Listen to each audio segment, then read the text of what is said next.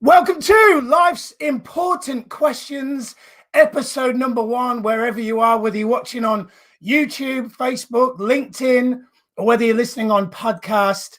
This is the show that is designed to answer some of life's toughest and most challenging questions. Is there a God? What is the purpose of life? Will Kim and Kanye get divorced?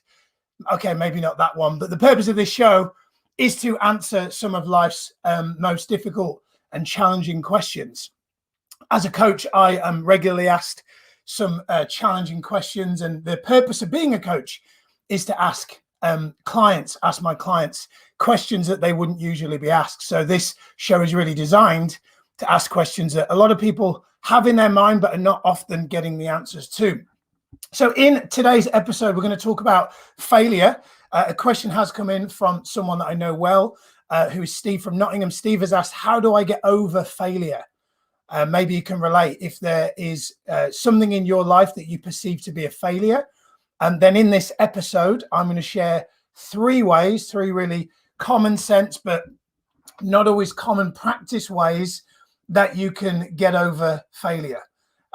Before I do that, I'm going to kind of share with you a bit of a brief story. It came about actually because at this precise moment, I have seen recently this week, at the time of recording this video, there is Tony Robbins is running his Unleash the Power Within event. Those of you who are unfamiliar, you definitely should attend at some point a Unleash the Power Within event. In fact, to tell you the story, 8.5 years ago, I got to attend my first ever Tony Robbins event. And I actually was given a ticket. And the reason I was given a ticket is because I was technically homeless. I was sleeping on the floor in a friend's gym in East London. And I really won't bore you with the details, but I got luckily gifted a ticket to attend. And life is very different now as a result of that. Obviously not homeless anymore. And I'm married to truly the girl of my dreams that I used to write down and describe her in detail. And she's now my beautiful wife. So hi, Sati, I love you if you're watching. And so the reason why this video is so relevant is because it was around 8 years ago that I was technically homeless. And actually the story that inspired this episode, when Steve posted in asking about failure, I thought of my biggest failure. My biggest failure was being homeless. And so for me, when I thought about how to answer Steve's question, I thought about what is my biggest failure? And it turns out actually it wasn't. It was actually one of my biggest triumphs. Isn't it interesting how that often happens? And so what I'm going to do is share with you three really practical ways, three really common sense ways as to how I dealt with that failure of, at the time, breaking up with a then girlfriend. Could have gone back to my mum's, but kind of swallowed wasn't willing to swallow my pride. And instead, I decided that I would rather kind of go and stay with a friend in East London. Said I could stay in his gym as long as I needed. In my head, I was like, I'll be there a couple of nights. 6 months later, I was still there. And eventually, about 6.5 months, I moved out. And this is really kind of how I overcame that. And so if you've experienced anything like that, or, even if you're like, well, Miles, how can I relate to that? I haven't been homeless. Then just think, where's an area of your life where you've had a failure, where maybe you've had some sort of setback and maybe you have not fully processed that. Or maybe you recognize the fact that you're maybe not taking as many bold risks and chances in life because maybe you're scared of failure. I know that's something that's been a big thing for me. I'm not going to pretend that I've mastered this and that every time an opportunity presents itself, I jump in feet first. There are times where there's a lot of trepidation, indecision, procrastination still exists in me now. That's why I'm not only a coach, but I also get coached on a regular basis. So I'm going to share with you the three ways that, and this is my answer to Steve, but this is relevant to anyone that's watching. 3 ways that I feel that will help you if you're currently struggling with, or you find it hard to really get over failure. So the first thing you've got to do, and the first thing that I had to do, first thing you've got to do, Steve, and the first thing that I did when I was at that gym in East London, is the first thing you've got to do is you've got to reframe it. So what that effectively means is you've got to make a decision And the decision you've got to make, the first decision you've got to make, Steve, is that you're going to choose to look at the situation differently. Spiritual teacher, the late great Wayne Dyer, says when you change the way you look at things, the way you look at the way your whole life changes. So, for example, in the UK where we are, if you're watching in the UK, if you're watching somewhere else, let me know in the comments where you're watching. But in the UK, rain, if you listen to the media, they'll describe the weather often as miserable, which is quite a common thing that we hear in the media, right? In the UK, rain is miserable. Now, if you go to a country in, say, I think North Africa, maybe I've got that wrong, but North Africa, where rainfall is really low, right? Where there's regular droughts and famine is rife. And especially in the current climate that we're in with COVID, can't imagine what that must be like to go through coronavirus in the third world, right? But if you imagine rain here is perceived in the UK as miserable, it's definitely not perceived as miserable when there's a family who are reliant on rain to feed themselves for the next 6 to 9 months, right? That is literally, they call it rain dance. It's called a rain dance for a reason, because their whole view on rain is that it is the solution to their problems.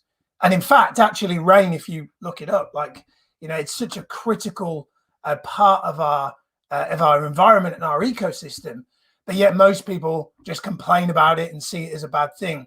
Complete lack of perspective. So the first thing you've got to do, Steve, is you've got to reframe and look at the situation. You've got to look at that failure in a different way.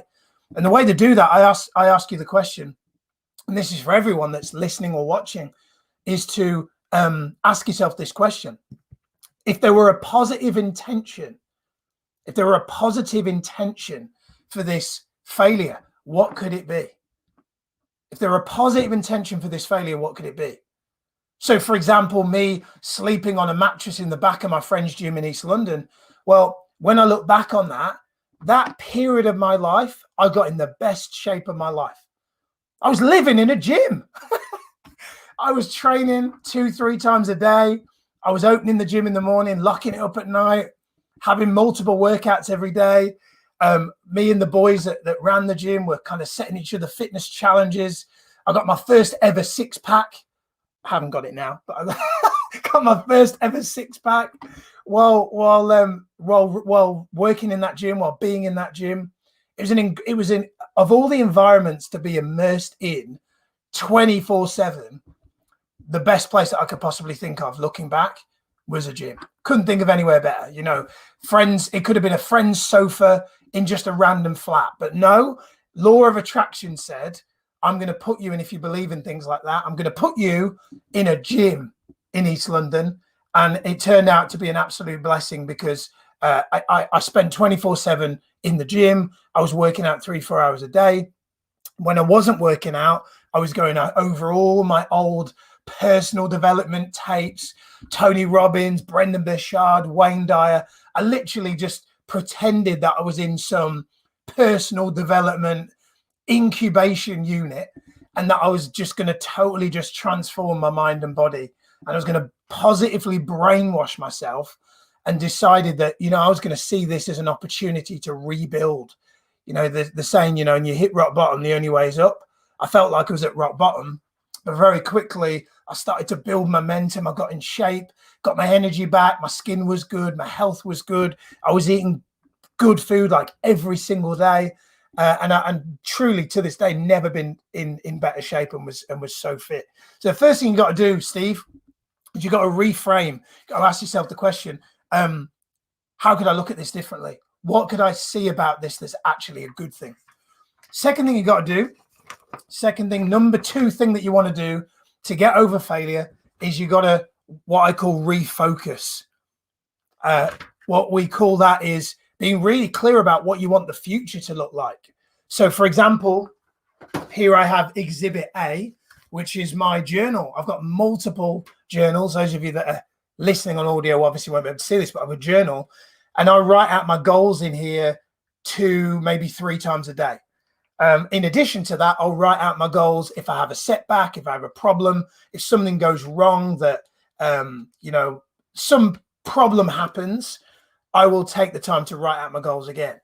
The reason why writing out goals is a really good way to get over failure, Steve, and for everybody that's watching, is because it helps you to refocus on the positive, helps you to refocus on something. Most people's biggest problem when they're thinking about a failure is that they're focused on the failure.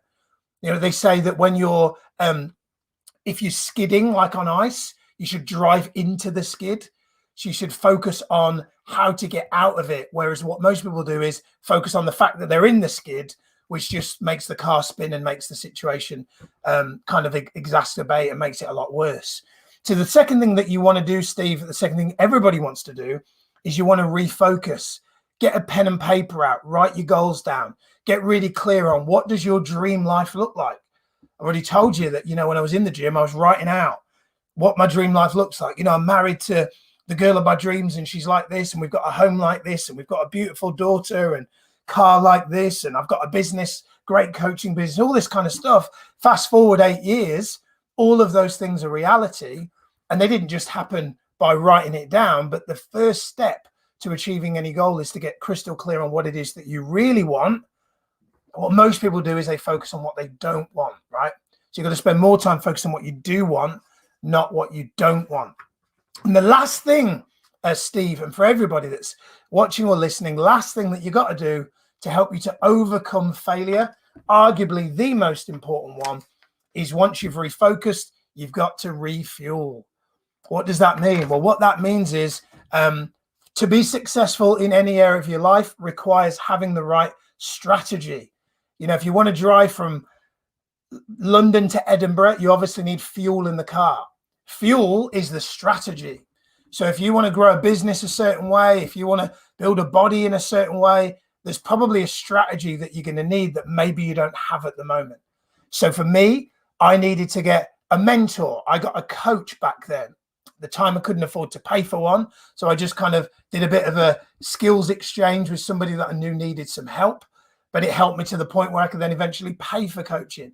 So getting a coach, getting a mentor, joining a mastermind program, upskilling yourself, refueling yourself, getting new skills is the fastest way for you to overcome any failure in your life. So that's it. They're your 3 things that you got to do if you want to overcome failure. The first one is you got to reframe it. You got to look at it differently. Like I said, Wayne Dyer says, change the way you look at things. The things you look at change. Number 2, you got to refocus. Write your goals down is a really good way to do that. Write down what you're grateful for.